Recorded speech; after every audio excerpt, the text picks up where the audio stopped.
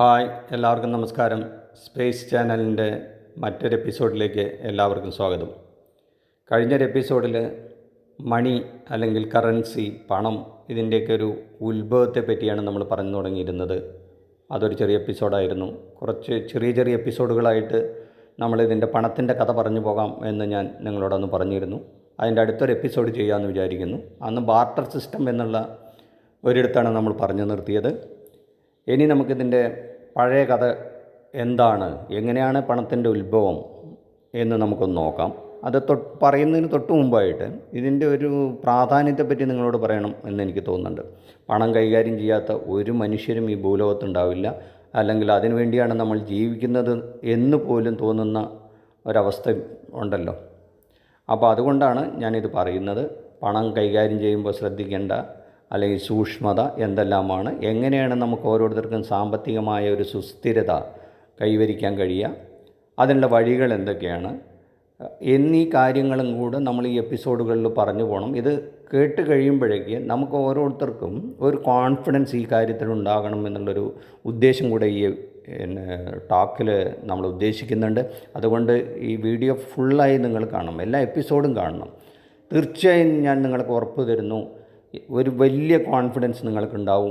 അത് വീട്ടമ്മമാരാകട്ടെ, തൊഴിലെടുക്കുന്നവരാകട്ടെ, കുട്ടികളാകട്ടെ, ആര് തന്നെ ആവട്ടെ. ഇപ്പോൾ റിട്ടയർ ചെയ്തവരായി പോയി ജോലിയൊക്കെ കഴിഞ്ഞ് ഇനിയിപ്പോൾ ജീവിത സായാഹ്നത്തിലാണെങ്കിൽ പോലും തീർച്ചയായും അവർക്കും ഒരു മരുന്ന് വാങ്ങിക്കാനെങ്കിലും നമുക്ക് കുറച്ച് പൈസ വേണ്ടി വരുമല്ലോ ജീവിക്കാനായിട്ട്. അപ്പോൾ തീർച്ചയായിട്ടും അത് കൈകാര്യം ചെയ്യേണ്ട ഒരു വിധം നമുക്കിതിനകത്ത് ഡിസ്കസ് ചെയ്ത് പോവാം.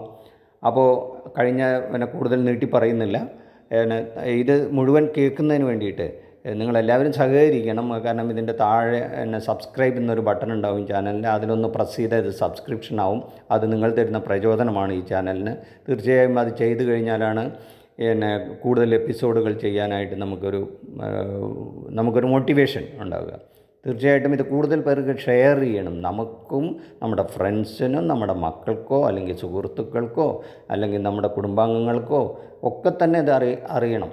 അപ്പോൾ ഇത് അറിഞ്ഞവരുണ്ടെങ്കിൽ പോലും അറിയാത്തവർക്കത് എത്തിച്ചേരട്ടെ എന്നുള്ളൊരു ഉദ്ദേശം കൂടെ ഇതിനകത്തുണ്ട്. ഇനി നമുക്ക് ഉടനെ നമ്മുടെ അടുത്ത വിഷയത്തിലേക്ക് കിടക്കാം. അന്ന് നമ്മൾ ബാർട്ടർ സിസ്റ്റത്തെ പറ്റിയാണ് പറഞ്ഞ് വെച്ചത്. ഇന്ന് നമ്മൾ പോകുന്നത് ലോകത്തിൽ ആദ്യമുണ്ടായ ഒഫീഷ്യലായ കറൻസി അത് എന്നുള്ളതാണ് നമുക്ക് മനസ്സിലാക്കേണ്ടത്. കാരണം ഈ പണം കൈകാര്യം ചെയ്യുമ്പോൾ ഇതിൻ്റെ ഒരു കഥ അറിഞ്ഞ് തുടങ്ങുന്നത് നല്ലതായിരിക്കും എന്നുള്ളത് കൂടെയാണ്. അപ്പോൾ എക്കണോമിക്സ് ഒക്കെ പഠിക്കുന്ന കുട്ടികൾക്ക് ഇത് വലിയ ഉപകാരപ്പെടും. അവർക്കത് പഠിക്കുന്നുണ്ടാവും എന്നുള്ളത് തീർച്ചയാണ്. പക്ഷേ ചെറിയ കുട്ടികൾക്ക് അവരുടെ ചെറിയ ക്ലാസ്സിലൊന്നും ഇത്തരം കാര്യങ്ങൾ പഠിക്കാനുള്ള സാധ്യതയില്ല. അപ്പോൾ അവരുടെ മുന്നിലേക്ക് ഇത് എത്തിച്ചു കൊടുക്കുക എന്നുള്ളതും കൂടെ നമ്മളൊരു ധർമ്മമായി ഏറ്റെടുക്കുക. അത് കേൾക്കുന്ന കുട്ടികളാണെങ്കിൽ അവർ പഠിക്കട്ടെ, ഇല്ലെങ്കിൽ നമ്മുടെ മക്കളോ പേരക്കുട്ടികളോ ആരായാലും ശരി അവർക്ക് കേൾക്കാൻ വെച്ച് കൊടുക്കുക. അപ്പോൾ ഞാൻ പറയുന്നത്, നമ്മളെ ഫസ്റ്റ് ഒഫീഷ്യൽ കറൻസി അതുണ്ടായത് 600 BC സൗത്ത് വെസ്റ്റേൺ ഏഷ്യയിലുള്ള ലിഡിയാസ് കിങ് അലേറ്റസ് യുടെ കാലഘട്ടത്തിൽ ലിഡിയൻ സ്റ്റാറ്റർ, ഞാൻ ഒരിക്കലും പറയാം, ലിഡിയൻ സ്റ്റാറ്റർ, LYDIAN STATER, ഇതാണ് ആദ്യത്തെ റെക്കോർഡ് ചെയ്യപ്പെട്ട ഫസ്റ്റ് ഒഫീഷ്യൽ കറൻസി. അത് ഇന്നത്തെ നമ്മൾ പറയുകയാണെങ്കിൽ തുർക്കി ഉണ്ടല്ലോ, അതാണ് ആ പ്രദേശം. ഇത് മറ്റേ നമ്മുടെ വെസ്റ്റേൺ ഏഷ്യയുടെ ഭാഗമായിട്ട് അത് നമുക്ക് അഭിമാനിക്കാം. ഏഷ്യക്കാരുടെ ഭാഗത്താണ് ആദ്യത്തെ ഒഫീഷ്യൽ കറൻസി ഉണ്ടായത്. അത് ഉണ്ടാക്കിയത് ഇലക്ട്രം എന്ന് പറയുന്ന ഒരു മെറ്റൽ, അത് നാച്ചുറലായിട്ട് ഉണ്ടാകുന്നതാണ്. അത് സിൽവറും ഗോൾഡും കൂടെ ചേർന്ന് നാച്ചുറായി ഉണ്ടാകുന്ന ഒരു മെറ്റലിലായിരുന്നു അതിൻ്റെ കോയിൻ ഉണ്ടാക്കിയിരിക്കുന്നത്. അത് വിവിധ പിക്ചറുകൾ സ്റ്റാമ്പ് ചെയ്തിട്ടുണ്ടായിരുന്നു. വിവിധ ഡിനോമിനേഷനുകൾ അത് അന്ന് അവൈലബിൾ ആയിരുന്നു. അന്ന് എന്താ പറയണ്ടത്, ആ രാജ്യം ദേശീയമായും അന്തർദേശീയവുമായും ഈ കറൻസി ഉപയോഗിച്ച് വലിയ വ്യാപാരങ്ങൾ നടത്തി വലിയ സമ്പൽ സമൃദ്ധിയിലേക്ക് ആ രാജ്യം വളർന്നു എന്നാണ് രേഖപ്പെടുത്തിയിട്ടുള്ളത്. അത് എന്താ പറയണ്ടത്, ആ കാലഘട്ടത്തിൽ റിച്ചസ്റ്റ് എംപയറായിട്ട് ഈ ഒരൊറ്റ കറൻസി കൊണ്ട് ആ രാജ്യം മാറി എന്നുള്ളതാണ്. ആ വംശം അങ്ങനെ മാറി. അപ്പോൾ ആദ്യത്തെ ഗോൾഡ് കോയിൻ ഉണ്ടാക്കിയതും ഈ പറഞ്ഞ രാജ്യത്തെ അവസാനത്തെ രാജാവായ ക്രോയസസ് ആണ്. എന്ന് പറഞ്ഞാൽ CROESUS എന്ന് പറയുന്ന രാജാവിൻ്റെ കാലഘട്ടത്തിലാണ് ആദ്യത്തെ സ്വർണ്ണ നാണയം ഉണ്ടാക്കിയത്. അത് തന്നെ അദ്ദേഹം അറിയപ്പെടുന്ന ഏറ്റവും വലിയ സമ്പത്തിൻ്റെ രാജാവ് എന്നാണ്. വലിയ സമ്പത്തുണ്ടായിരുന്ന രാജാവായിരുന്നു.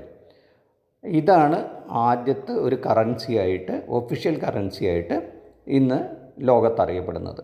ഇത് നമുക്ക് ഇതിൻ്റെ മുന്നോട്ടുള്ള പോക്കിന് ഈ ഒരു കാര്യം മനസ്സിലാക്കി വയ്ക്കുക എന്നുള്ളത് വളരെ പ്രാധാന്യമുള്ളതാണ്, ഒരറിവാണ്. കാരണം പണത്തിൻ്റെ കഥയാണല്ലോ. നമുക്കിത് തുടർന്ന് പോകാം. അപ്പോൾ ഇനി അടുത്ത ഒരു എപ്പിസോഡിൽ നമ്മളിതിൻ്റെ പേപ്പർ കറൻസിയെ പറ്റിയാണ് നമുക്ക് പറയാനുള്ളത്. അതും കൂടെ ഇതിനകത്ത് ഉൾപ്പെടുത്താൻ ഉദ്ദേശിക്കുന്നില്ല. അത് നമ്മൾ മറ്റൊരു എപ്പിസോഡിൽ കാണാം. ഇത് നിങ്ങൾക്ക് ഉപകാരപ്പെട്ടെന്ന് കരുതുന്നു. ഇഷ്ടപ്പെട്ടെങ്കിൽ ഒന്ന് ലൈക്ക് ചെയ്യുക, ഷെയർ ചെയ്യാൻ മറക്കരുത്. താഴെ ആ സബ്സ്ക്രൈബ് ബട്ടണിലൊന്ന് അമർത്തണം. എല്ലാവർക്കും നന്ദി, നമസ്കാരം.